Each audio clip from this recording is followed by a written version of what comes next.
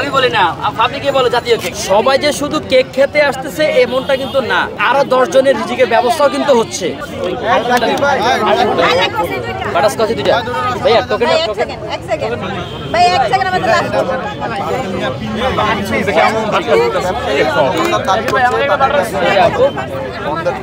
হ্যাঁ, আপনারা প্রশ্ন করেন, আমি জাকির ভাই। এই যে স্থানীয় অনেক দোকানদার আমাদের কাছে অভিযোগ করেছে যে তাদের দোকান প্রায় বন্ধের পথে, তাদের পেটে লাথি দেওয়া হচ্ছে।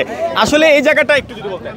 কোনা দিব বলতেছি ভাই, টোকেন ছাড়া কি ভাই না বাটারস্কচ কোনা দিব আপু?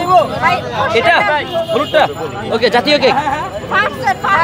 বিষয়টা হচ্ছে গিয়ে আমি বলি, দেখেন এখানে এখন হাজার হাজার মানুষের ভিড়, সবাই যে শুধু কেক খেতে আসতেছে এমনটা কিন্তু না।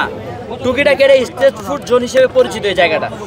তো কোনটা দিয়ে ভাইয়া কথা বলবেন? রসমালাই না চকলেট? রসমালাই।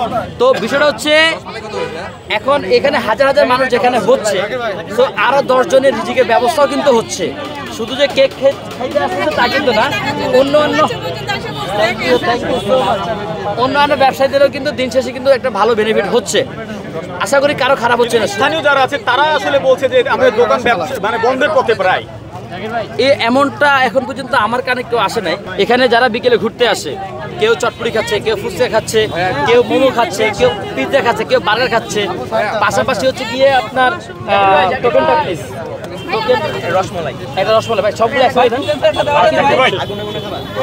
হ্যাঁ দেখেন ভাইয়া, একটা রসমালাই, একটা রসমালাই।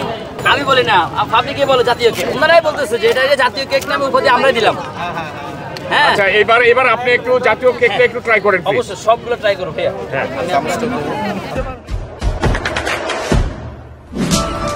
দেশে দেশে সবার সাথে দ্য নিউজ।